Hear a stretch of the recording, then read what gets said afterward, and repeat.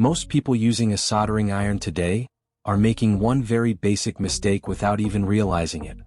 The moment the soldering tip starts heating poorly, takes longer to reach temperature, or stops holding solder properly, many people immediately assume the tip is damaged and rush out to spend money replacing it. But here is the truth: in many cases that soldering tip is not damaged at all. The real problem is simply that you have never learned how to clean it properly.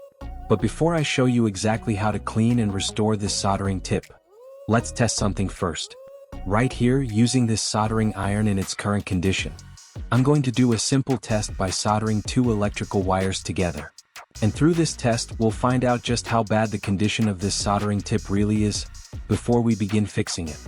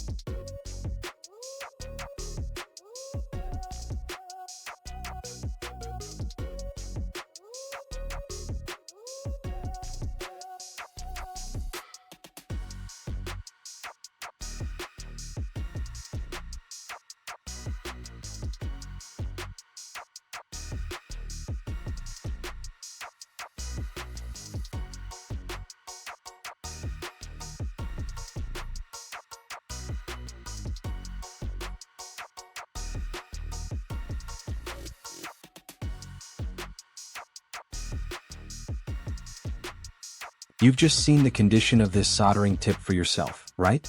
The heat transfer is now extremely poor, the solder is not bonding efficiently, and the overall soldering performance is nowhere near what it should be.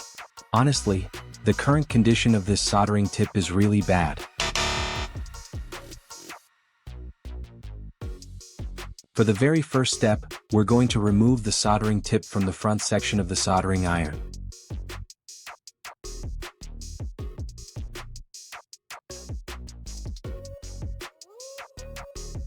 Once the soldering tip has been removed from the soldering iron, I'm going to cool it down immediately by dropping it directly into water.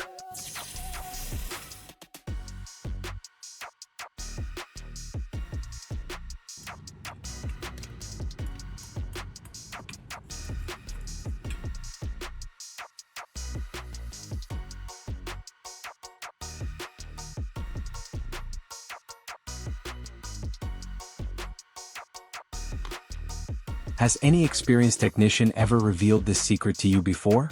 Even soldering tips that are heavily oxidized, suffering from poor heat transfer, weak solder adhesion, and gradually losing their performance, can still be restored using a special cleaning method that surprisingly few people know about. And the interesting part is that building this cleaning system does not require any expensive or complicated equipment at all. As you can see right here, I'm only using a few very simple components, all of which can easily be found at regular electrical supply stores, and connecting them together. With nothing more than a simple setup like this, we can directly target the stubborn oxidation layer that has been building up on the surface of this soldering tip for a long time.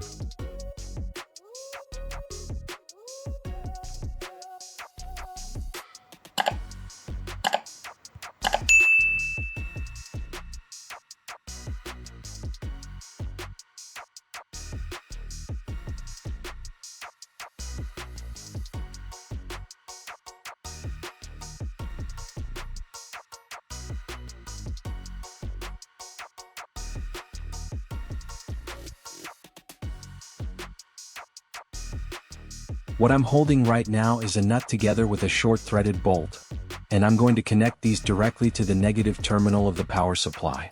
The reason for that is because this part will act as an electrical contact point, allowing the current to flow directly through the system once the electrolysis process begins.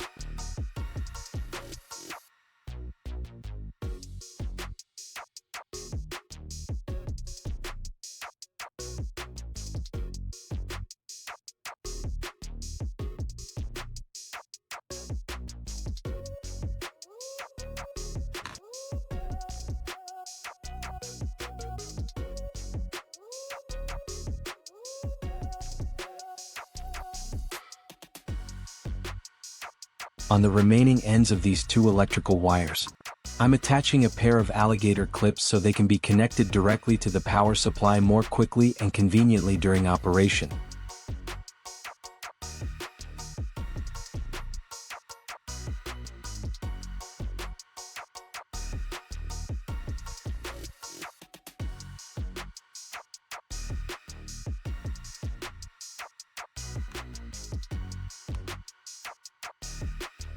Here I'm adding a small amount of white vinegar into the diluted saltwater solution, because this can make a pretty noticeable difference during the soldering tip cleaning process.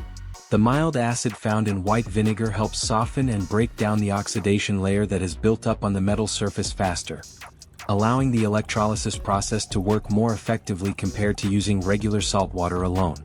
As for the mixing ratio, there really isn't any exact formula or specific measured data here.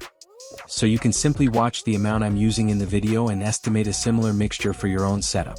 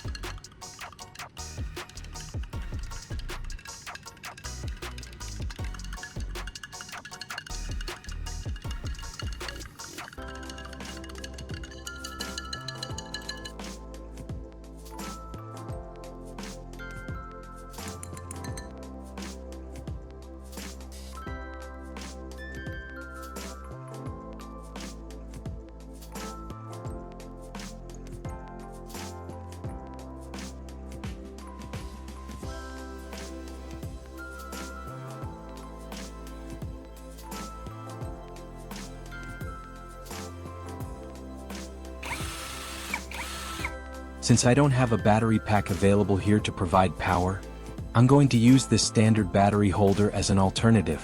It works perfectly well for this project, because it provides a stable output voltage, enough to keep the electrolysis system running smoothly, while also avoiding concerns about overload or short-circuit risks during operation.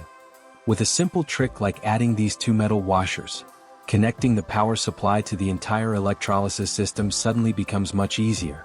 It may look like a small detail, but it makes the whole connection cleaner, more secure, and far more convenient during operation. And don't forget one important thing.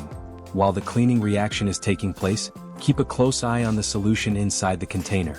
Once you notice the liquid becoming cloudy, thicker, and reaching the point where you can barely see the soldering tip inside anymore, that usually means it's time to take the tip out. That is a clear sign that oxidation and surface buildup are being actively removed during the electrolysis process.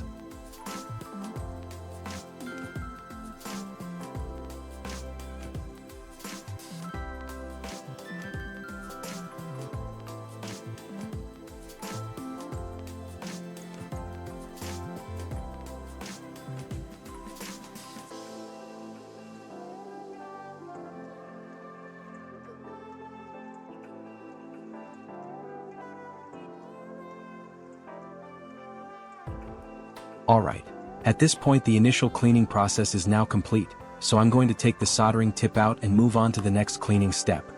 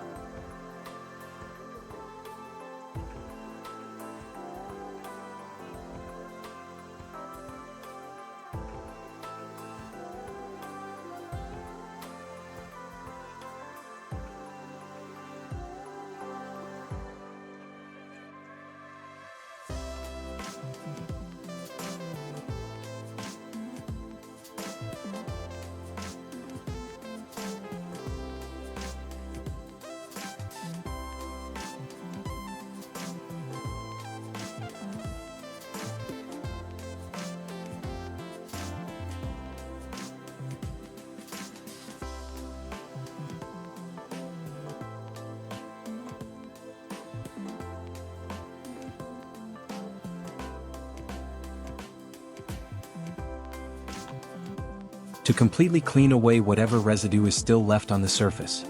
For this step I'm going to use WD-40 together with sandpaper for one final cleaning stage.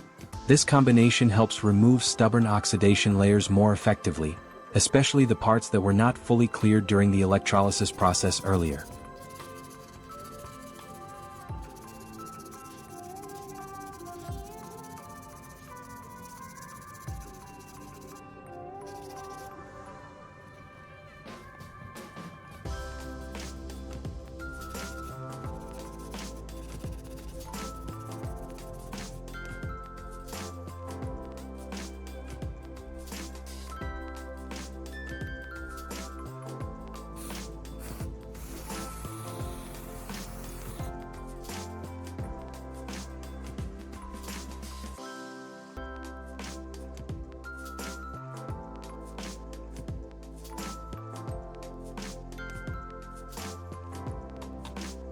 Alright, now I'm going to put this soldering tip back into its original position on the soldering iron.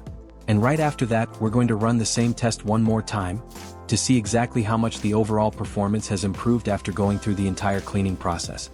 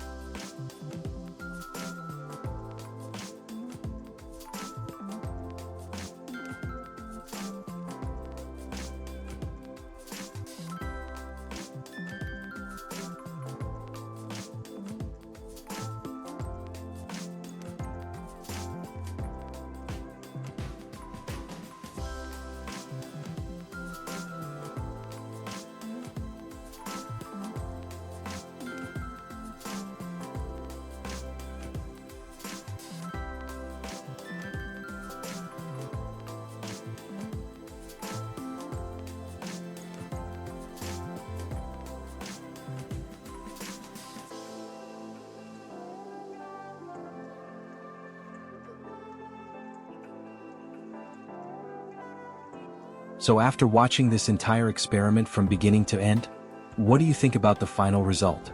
Personally, I have to say I'm genuinely impressed seeing this soldering tip return to such a functional state again. You can clearly notice that heat transfer has become far more stable, solder now sticks much better, the wire soldering process feels noticeably faster, and the overall performance is dramatically different compared to how poorly it was functioning at the very beginning before we started cleaning it. But what I find even more fascinating is the fact that all of these results came from a surprisingly simple system that most people would probably never expect to work this effectively. Using nothing more than a basic power source with a suitable voltage level to maintain a stable reaction, combined with a few electrical wires responsible for carrying current throughout the entire setup, along with small mechanical parts like bolts, nuts, and metal washers that help create strong and stable electrical contact points during operation. Then we have the diluted saltwater solution acting as the conductive medium, combined with white vinegar to help break down the oxidation layer that has been building up on the metal surface for a long time, allowing the electrolysis process to perform far more effectively than regular solution alone. And finally, the added combination of multi-purpose oil together with sandpaper during the finishing stage helped remove the remaining residue that the electrolysis process could not fully eliminate by itself. Looking back at this entire process, it really shows that sometimes something that appears badly worn out and seemingly no longer useful can actually be brought back to life if we understand how it works and know exactly how to target each problem correctly. And at least for this soldering tip, I'd say it is doing a pretty impressive job performing exactly the way it was originally meant to.